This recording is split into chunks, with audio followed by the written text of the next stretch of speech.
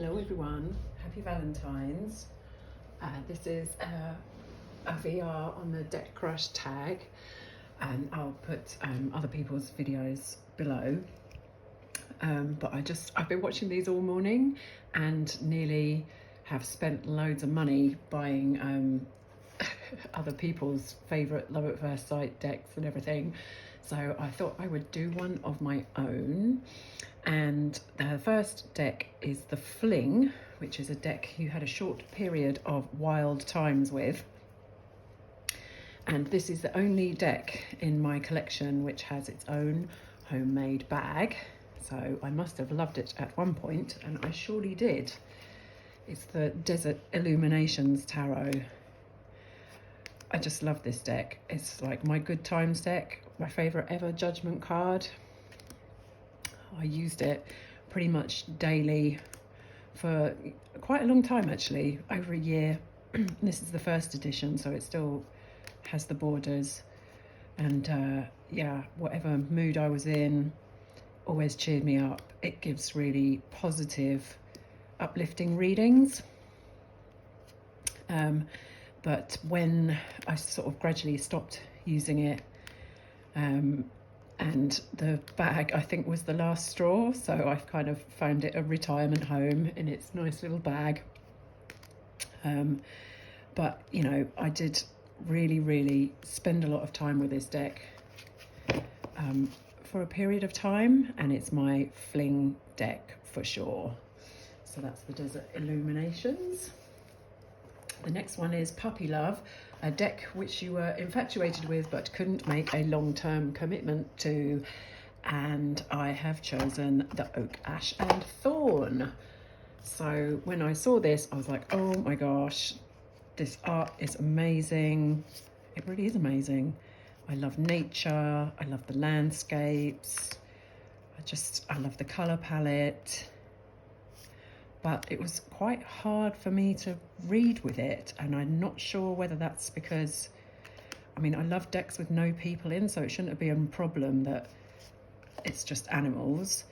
But there was something else, like maybe the cards were too busy, or it was the particular style of artwork that I just couldn't gel with.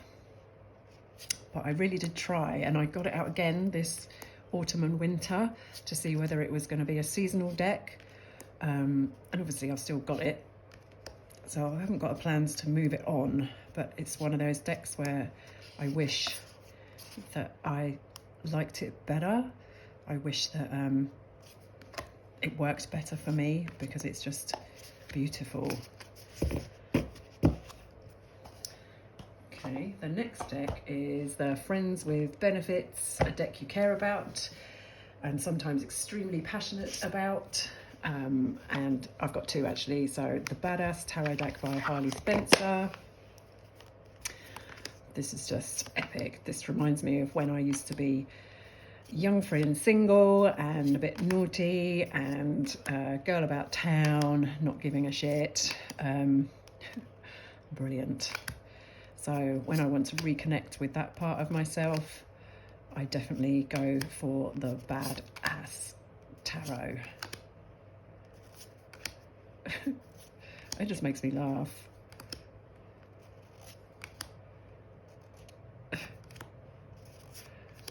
It's so good. But the other Friends with Benefits I have is the Black Tarot by Rich Black. So this deck, I got the second release. I didn't get the first release of it, and the creator released another 100 at Yule, so I got one of those. And I kind of already knew that the cardstock's really thin and the edges are just pointy, so they're just kind of like bits of paper, really, which is such a shame. It's a real shame because I don't want to use this deck very much in case I damage it or it gets dirty. And B, because I think if it was a better cardstock, it would just be one of my forever decks. I mean, I'm not getting rid of it. I will never get rid of this deck because every card has got an amazing story within it, The artwork is beautiful. It's right up my street. But it's one of those ones where I only get it out on special occasions, or I use it for single card pulls. I've never done a client reading with it. It's my little secret, friends with benefits. So yeah, that's the Black Tarot. Then we have the Love at First Sight. And I see lots of people have chosen the same deck in this category. And I kind of understand why. So when I saw the Kickstarter, I was like, right, I got to get that for the shop. And because I couldn't wait for the Kickstarter, I actually contacted Robin and said, do you have a promo copy that I could use for some photographs? And she sent me one from Make Playing Cards, so I actually got to see a sneak preview of the deck, and it was still just as amazing, and I couldn't wait to receive it. When I did receive it, I connected immediately with it.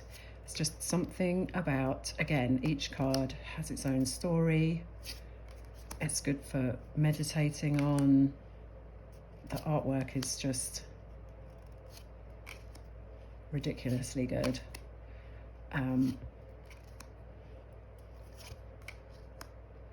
Look at that, Two of Swords, the decision. There's extra cards in it. I totally connect with them. When I read with this deck, it's so easily readable. It's good for client readings. It cheers me up. It's a good times deck, but it doesn't pull any punches, and it's just an all-round fabulous deck. And also, whenever it's in the shop, it sells out within 24 hours. Like, I think I've got 3 left at the moment. It's so cute. So yeah, that is my Love at First Sight deck. And the next one on the list is a One Night Stand deck. So it's a deck that you tried out and moved on from, but still think about it. And I have chosen the La Flora Tarot. I really enjoy lots of things about this deck. It's got lovely cardstock on it. The illustrations are beautiful. It's stipple print, and it's like anatomical plant drawings, and so each of the plants corresponds with the meanings of the Rider-Waite-Smith tarot, and you get this fabulous guidebook with it. I mean, it's just amazing. It's a real arty book. It's a real arty deck. Probably a bit too intellectual for me. I've thought about moving it on, and then thought, no, I should keep it, because what if I get a bit more clever and I'll be able to use it. And I love the guidebook as well. So the guidebook, I could read it by itself, but there's just something about it. It doesn't get enough use to maybe stay around for too long. The next prompt is We Were on a Break. So this deck gets its own little box, and it is my Connolly deck. So this was the deck that I used for maybe 20 years, 15, 20 years on its own. I had the Morgan Greer as well at one point, and this is the deck that I use for all my client readings. But when I found that there was a whole world of other amazing tarot decks, this one just got put in the back of the cupboard and ignored. I mean, it's just a really simple Rider-Waite-Smith kind of based deck. got beautiful colours. It's very dog-eared now because now I've brought it back. I do use it for all my readings and for myself as well. So it's nothing it doesn't know about me or I don't know about it. It really smells like old decks do. And that is my We Are On a Break deck. Then Marriage Material. This is a deck that has proven its value to me, and it is the Spacious Tarot. So after the Connolly, this was the first indie deck I bought, I think, maybe, that I used regularly. And it doesn't have any people in it, which was also different for me. And it just meant, I think it just improved my intuitive capabilities by not having any people in it or sort of scenes of people doing things. It was purely imagery that you can then develop your own reading of. And there's just something about the simplicity and yeah, just the space of it. It's slightly smaller than other tarot decks. I love that 9 of Cups. I love that 8 of Wands. And it is a workhorse. It does most of my client readings, and I've tried different other decks, and sometimes I do use other decks in client readings. Not very many, I have to say, but the Spacious Tarot is definitely marriage material. I'm not giving it up. I will always use it. I will always recommend it to others. And that's my marriage deck. And the last prompt is Happily Ever After True Love deck. And I have chosen Medicine Woman Tarot.